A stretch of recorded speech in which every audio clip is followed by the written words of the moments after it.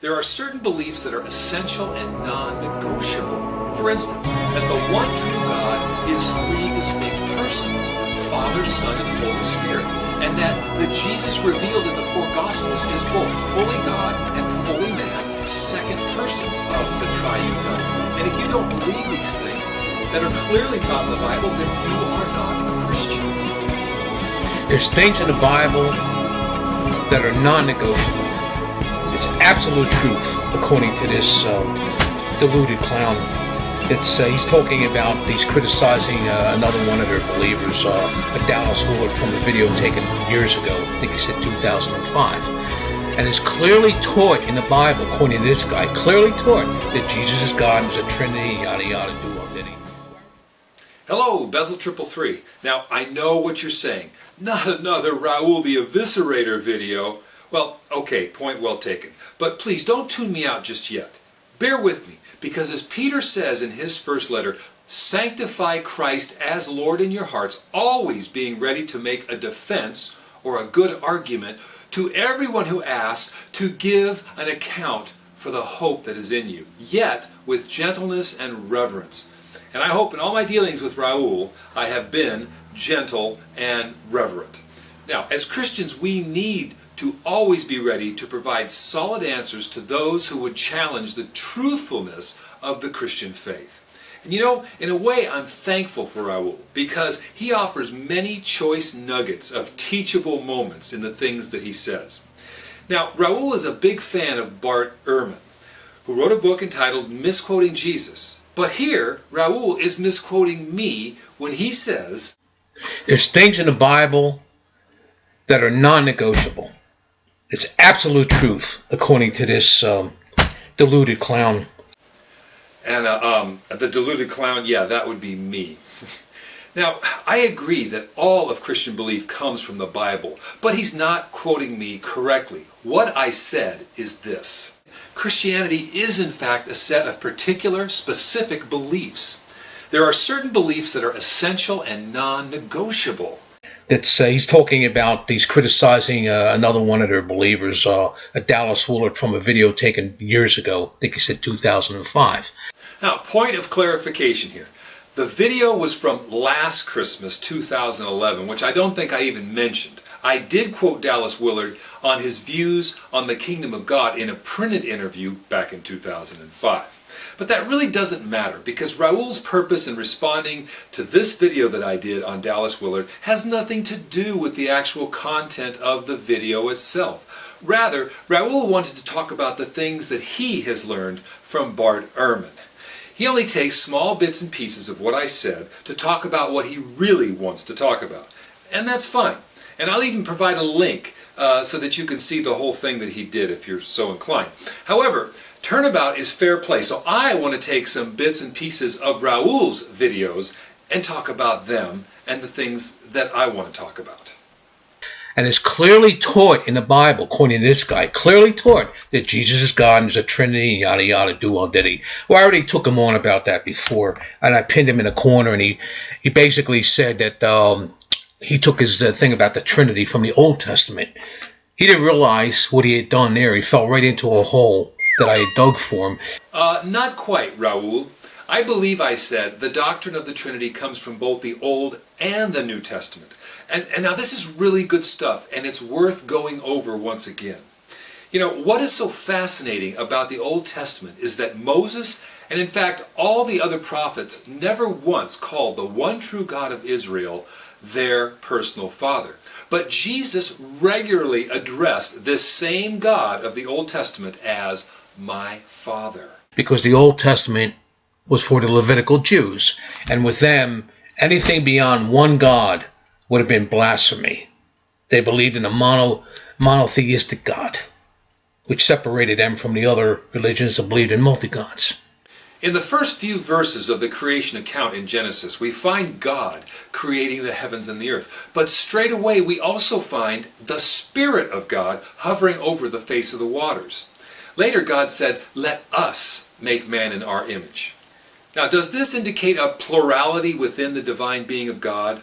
Or is it just a Hebrew way of saying the royal we, as the Queen of England would? Well, this is up for some debate, so let's go a little further.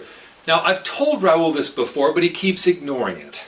Jesus is at the center of both the Old and the New Testaments. He said this himself more than once. Luke 24, for instance. We find Jesus all over the Old Testament in type and shadow. Now, Raoul is right to say that the Old Testament speaks of one God in distinction to the plethora of other pagan gods found in non-Christian, or I should say in that time, non-Jewish religions.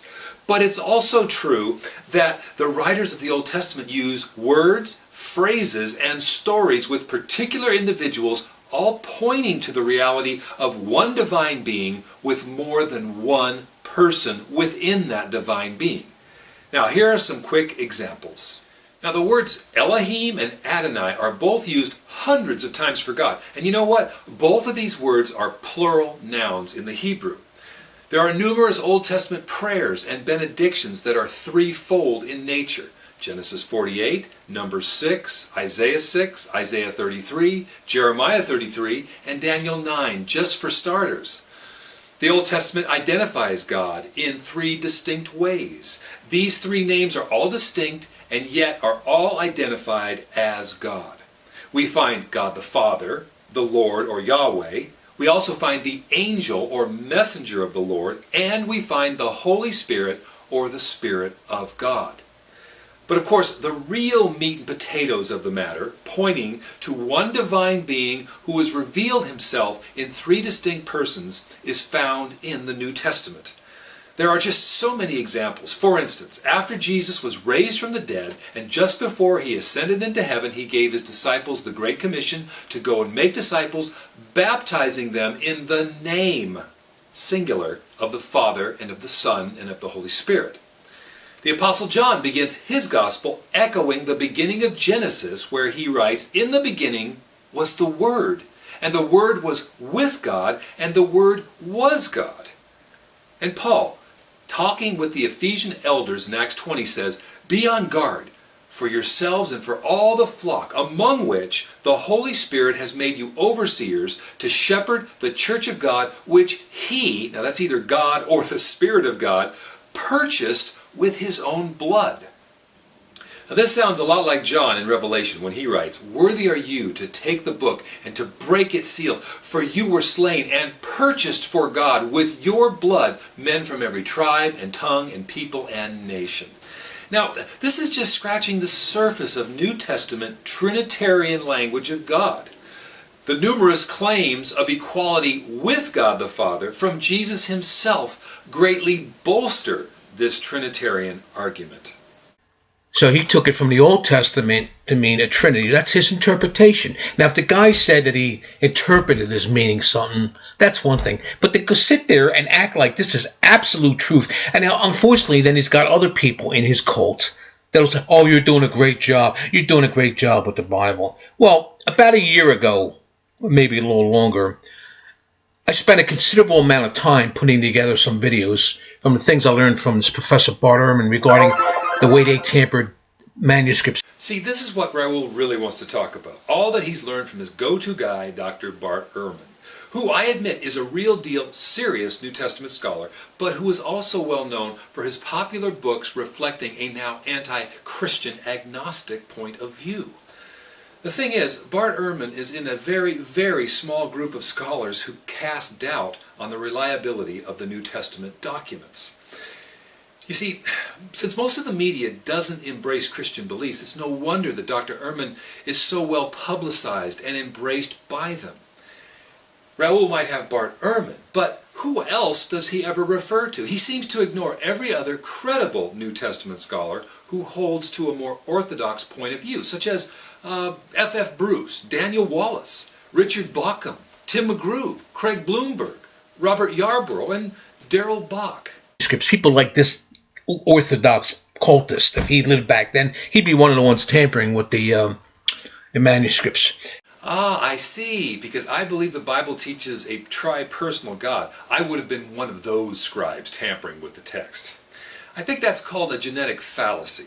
Okay, so now we've established that I would have been one of those guys tampering with the text. What does that have to do with the essential beliefs of Christianity? It's funny because Raoul talks like I made this stuff up all on my own. Now, in order to provide you with a few more teachable nuggets, I want to go back and revisit some statements from my friend Raoul as he tries to defend his assertion that he is a righteous man according to the words of Jesus found in the New Testament. What the unlearned pseudo-scholar is talking about is comments I made before in the video, which weren't really addressed to him specifically, but for the people in the cult generally, where I declared myself to be righteous. I quoted a couple of verses. I intentionally took 2 verses by themselves. I didn't take any other verses. There's quite a few other verses I could have used in the Bible, but I just took those 2 to debate other Christians, and this so-called pseudo-Bible scholar took a jump on it. Okay, first clarification is that his video was entitled A Challenge to All Christians Out There. So why the equivocation, Raoul? Also, I have never once called myself a scholar, Raoul, so where are you getting this so-called scholar bit? Where's that coming from? Well, the first thing he claims in here, now, we're only talking the first 2 minutes of his video, and I saw like 3 lies and 1 distortion already. Okay? Lie number 1. He said I was a Christian apologist for 12 years before I became an atheist. I never said I became an atheist. I told him before, I believe I was like an agnostic/deist. Okay, this is a common tactic from Christian skeptics, the ad hominem fallacy of attacking the credibility of the person instead of the truth claims themselves. Calling me a liar for dumb reasons, such as, well, he's not an atheist, he's an agnostic deist. Well, okay, I'll give him that one. I stand corrected. Raoul is not an atheist, he is an agnostic deist that just acts like an atheist. Lie number 2, he says I distort basic Christian teaching. That's a flagrant lie. I criticize fundamentalist/evangelical Christian teaching. But basic Christian teaching, that encompasses a lot more than what this warped sociopathic cultist, and I use the term sociopath because I'm in the process of writing a book about that, where Christianity today, especially in this country, is a sociopathic cult. This person bears it out, and I will show that in further discourse in this video. Now, I disagree with that assertion. What I said was not a lie. Now, Raoul, do you know what a creed is? It comes from the Latin word credo, which means I believe. A creed is a statement of belief or a statement of faith. We find creeds within the Bible itself. For instance, Philippians 2, who, though he was in the form of God, didn't count equality with God a thing to be grasped, but emptied himself, taking the form of a servant, being born in the likeness of men, and being found in human form, he humbled himself and became obedient to the point of death, even death on a cross. Therefore, God has highly exalted him and bestowed on him the name which is above every name, that at the name of Jesus every knee should bow in heaven and on earth and under the earth, and every tongue confess that Jesus Christ is Lord, to the glory of God the Father. You see, that's a creed.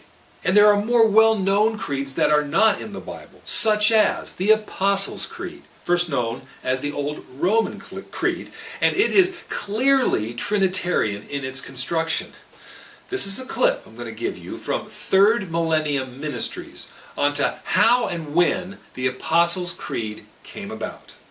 In the writings of early Christians, there are many lists of essential doctrines that resemble the Apostles' Creed. On the one hand, there are rules of faith that catalog and explain fundamental beliefs in some detail. The writings of the early church fathers indicate that written rules of faith summarized the beliefs and practices of the churches that produced them. For example, Origen included a rule of faith in the beginning of his work on first principles, and Irenaeus included one in Book 1, Chapter 10 of his famous work Against Heresies. Rules of faith like these were intended to preserve the teachings of the church and were used to train its people, especially its leaders. Often, these rules varied from congregation to congregation. Generally speaking, they included affirmations of important doctrines as well as moral teachings and traditions. On the other hand, some ancient doctrinal lists are in the form of creeds. These were short lists that summarized the doctrinal portions of the Church's rule of faith, especially its most critical beliefs. These were often recited in liturgical settings, such as baptisms. In the 1st and 2nd centuries, it may have been the case that each local congregation had its own creed or way of summarizing essential biblical truth. But by the 3rd or 4th century, some creeds were rising to greater prominence and being used in multiple churches. One ancient creed that rose to prominence in this manner was the creed from the church in Rome, often called the Roman Creed. This creed is so similar to the Apostles' Creed that many scholars believe the Apostles' Creed to be simply a later version of the Roman Creed.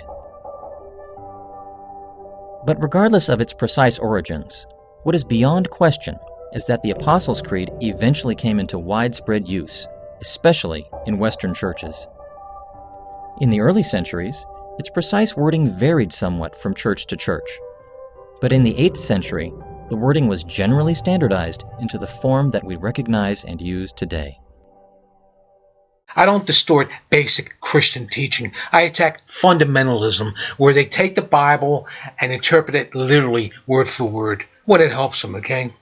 And it could be that Raoul is really not aware that the Bible is a collection of 66 books written over a span of thousands of years, which include various genres such as poetry, historical narrative, apocalyptic, and wisdom, and so on and so on. I take the Bible literally when it is appropriate, literarily, to do so.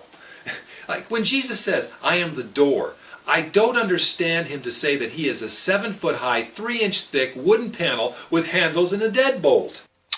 And line number 3, he says that he knows that he's not going to help me because I don't believe the Bible, and that's because I don't believe it because of the scholarly work I've put into the Bible, contrary to what he said.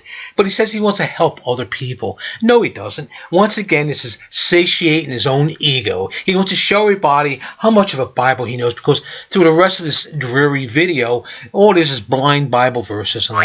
But I'm going to take him on bit by bit. I'm also going to bring in another video where he talked about sin. It's the most disgusting thing I ever watched. I was going to refute it. It was a couple weeks ago he put it out. I was going to refute it, but I really couldn't because I didn't have a stomach for it. It was so sickening. But I'm going to take snippets from that just to show you how learned this so-called Bible scholar is, okay?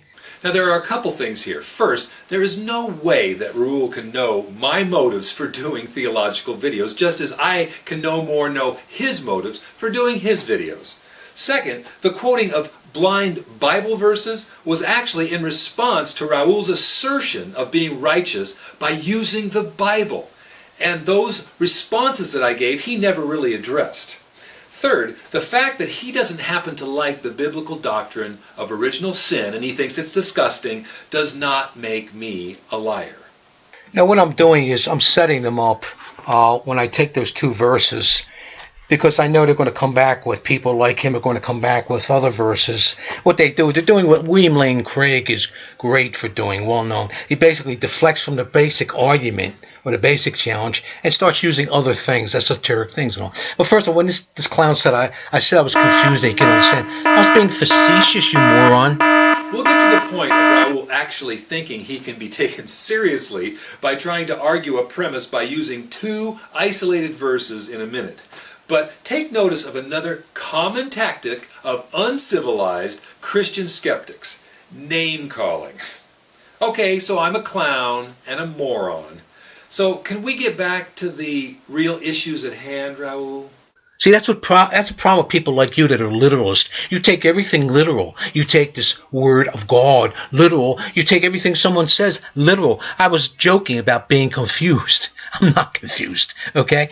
But the thing is, I quoted from Mark 2:17 and Luke 5:32, okay? And I'm going to use this Young's literal translation. By the way, this is one of about 12 different translations I have of the Bible. I realize I'm probably not as scholarly as you are, but I think I do know a little more than what you're saying I do, okay? But you watch how this clown starts tap dancing around and starts bringing in other things into the equation.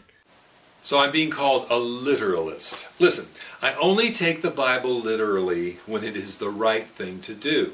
For instance, the Pool of Bethesda is a literal historical place. I should take that literally. The picture of a sword coming out of the mouth of the risen Lord Jesus in Revelation is a word picture, and I don't take that literally.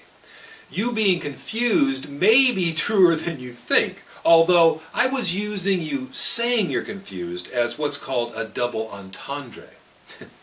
Now, I went on to argue against Raoul's claim of being righteous, and this is his response. He doesn't specifically deal with those two singular verses. No, he brings in other things too. But then that begs the question, why would you want to bring those in? Why don't you just handle the verse by itself? What did Jesus mean? Answer the question. Raoul, I'm not sure you know what begging the question really is. It's actually a logical fallacy where, and I quote, an assumption of a statement is treated as already proven without any logic to show why the statement is true in the first place. What you're doing, my friend, is raising a question. And I did answer the question, and I did it using the immediate context. This is what I said. Oh man, Raoul, where do I even start with you? Let's go to Mark chapter 2. There is an ongoing tension in all four Gospels between Jesus with his signs and very un-Jewish claims and the scribes and the Pharisees, who were the religious elite and who, by their external acts of righteousness, thought that they were okay with God. Here in the beginning of chapter 2, we see Jesus being criticized by the scribes for healing a man and declaring his sins forgiven, which, as any good Jewish man knows, only God can do. Now, as the chapter continues, we find Jesus hanging around with the culturally undesirable, tax collectors and obvious sinners. The scribes and Pharisees notice this and complain to his disciples. They say, "Why is Jesus eating and drinking with tax collectors and sinners?" And hearing this, Jesus said to them, the Pharisees and the scribes, "It's not those who are healthy that need a physician, but those who are sick. I did not come to call the righteous, but sinners." Now, Raoul, are you saying that Jesus is using this metaphor to teach there are actually righteous people running around that didn't need the call of Jesus? And if so, who would they be? Now, the usual suspects would be the scribes and the Pharisees, for they were the ones that kept the strictest rules of Torah. But what does Jesus say about the religious leaders of his day? Well, in Matthew 23, Jesus calls these guys hypocrites, blind guides, and whitewashed tombs, which on the outside appear beautiful, but on the inside are full of dead men's bones and all uncleanness. Jesus, at least, did not consider the scribes and the Pharisees righteous. Quite the opposite. In John 8, Jesus says of them, "You are of your father the devil, and you want to do the desires of your father." And in John chapter 9, Jesus solidifies the Pharisees' unrighteousness by saying, "For judgment I came into this world, so that those who do not see may see, and that those who see may become blind." Those of the Pharisees who were with him heard these things and said to him, "Are we not blind too, are we?" Jesus said to them, "If you were blind, you would have no sin. But since you say, 'We see,' otherwise we're the righteous ones, your sin remains." You see, Raoul, the category of intrinsically righteous people that you propose are in the Bible, well, from the Bible's point of view, is a category with only one person in it. No. We're not talking about the beginning of Mark or the four Gospels or the Jewish culture. I'm talking about those two specific verses. Once again, my snake oil salesman friend, in Young's Literal Translation, in the Gospel Mark, chapter 2, in that verse I cited, "And Jesus, having heard, saith to them, They who are strong have no need of a physician, but they who are ill. I came not to call the righteous men, but sinners for reformation." Raoul, you're not serious, are you? To extract two verses out of any larger body of literature and try to use them to make up your own argument is just plain juvenile. What you're doing is completely ignoring what's called the immediate context of the passage. I mean, I can say the Bible teaches atheism because Psalm 14 says there is no God. But the larger immediate context says the fool has said in his heart there is no God. They are corrupt and they have committed abominable deeds. You, my friend, have committed a classic blunder and are in fact violating a basic principle of the science of text interpretation, or it's called hermeneutics. So once again, my snake oil salesman who lies through his teeth, whom is he referring to?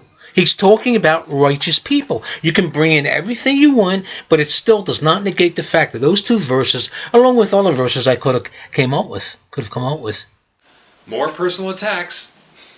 Bad debating form, and even worse hermeneutical handling of a piece of ancient literature. God-inspired or not. Now, I happen to believe that the Bible is God-inspired, but that's not the point here.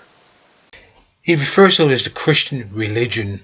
Well, people like him have created a religion out of it, but Christianity was never meant to be a religion. The first century, the first few decades of it, they practiced it as a way of life until Paul came along, distorted it, and created the cult, which all these people follow today. People like him. People like him. Genetic fallacy / personal attack. Raoul has a problem with my use of Christianity as a religion. Well, Raoul, take a look at 1 Timothy 3:16, where we see Paul providing a creed of sorts, and it begins this way: by common confession, great is the mystery of godliness.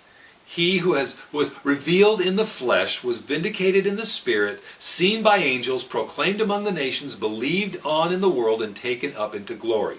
Now, that mystery of godliness there could just as easily be translated piety or faith or religion. And Paul wrote this letter in AD 65. Grasping at straws, Raoul, I shouldn't wonder. You're going to say, to err is not human, but sinfulness? Wow, that's kind of like disturbing. Well, for someone with mental issues like you obviously have, I guess that's applicable. Everything you do, if you screw up, it's a sin. But for normal, rational, critical thinking human beings, making errors and mistakes are just part of the human experience. It's called life. We all screw up, we get up, and we move on. Raoul, come on. If you're going to quote me, at least try to get it right. What I said was... Now, unfortunately, we get to the bad news of what happens in Genesis 3. It didn't take very long. Yes, the fall of mankind into sin. Now, we need to remember this. There was nothing deficient or lacking or imperfect with man as originally created. The major point to begin with is that there was nothing bad or wrong with man as originally created. Adam had no flaw or blemish that predisposed or caused him to disobey. The saying to err is human is not correct. It should be to err is human sinfulness. Remember, man's knowledge and righteousness were pure before the fall, but after they became corrupted and man's mind became darkened. You also said that Adam's original sin is a source of all sin. Well, I guess if someone like you supposes that Adam was a historical figure, just like Santa Claus or magical fairies or unicorns, then you can build a distorted argument for psychological projection, I suppose. What I mean by that is, Adam's a sinner, and we're related to him. He's our daddy, so we're all sinners as well. However, if Adam is nothing more than an allegorical myth, which it is, then the rest of what you spout is also mythical. And that's a logical construction that I just put together. Nice job on the logical construction. Let's all stop what we're doing and give a hand to Raoul for masterful logical construction. Raoul, here's a little homework assignment for you. I want you to look up the federal headship of Adam and learn something important about Christian theology. I'm not asking you to believe it, but that you be better informed of what it is you're trying to argue against. The last thing you said, and this is the most sickening of all, even little babies are under the wrath of God. I guess then abortion's okay, right? I mean, if they're under the wrath of God, or child abuse. Is it any wonder that wherever the church has had a heavy hand in society or heavy influence, children have suffered for it, along with women, minorities, and everybody else? It's due to this twisted, sick philosophy just expressed by this misguided person, Beelzebub. Now, this is where you allow your disdain for the Christian religion, and by that I mean the gospel of Jesus Christ, to completely discredit yourself and your self-proclaimed, typical, brilliant repartee. Because people adhere to the doctrine of original sin that makes abortion or child abuse okay? Raoul, did you smoke something before making this video? Really, are you high on mushrooms or something? Raoul, the Bible teaches that we are all under God's wrath, meaning His just judgment towards moral lawbreakers because of human sinfulness from birth. Ephesians 2. Go there, Raoul, and look at this. Paul is describing the condition of believers before trusting in Christ. He writes there, "And you were dead in your trespasses and sins, in which you formerly walked according to the course of this world, according to the prince of the power of the air, of the spirit that is now working in the sons of disobedience. Among them, we too all formerly lived in the lusts of our flesh, indulging the desires of the flesh and of the mind, and were by nature children of wrath." Now, from a purely biblical point of view, this sinful moral condition does not begin at age 6 or 8 or 12 or 18. It begins at birth. And it simply doesn't logically follow that because of that, we should abort unborn babies or abuse children. That's crazy. Quite the contrary. Christians, and by that I mean redeemed people, they are to use the law of God as a way of showing gratitude because of God's grace in saving sinful people like themselves. We are to endeavor to obey the sixth commandment, "Thou shalt not murder," in a whole new way. In fact, for the Christian, this commandment takes on an entirely new dimension. Christians are to embrace the sanctity of life.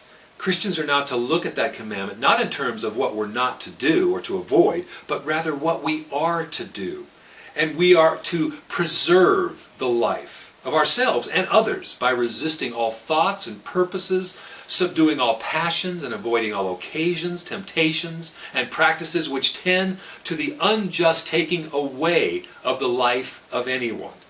We are to work against any kind of violence, but instead stimulate charitable thoughts, love, compassion, meekness, gentleness, kindness, peaceable, mild, and courteous speech and behavior, forbearance, readiness to be reconciled, patient bearing and forgiving of injuries, and requiting good for evil, comforting and securing the distressed, and protecting and defending the innocent.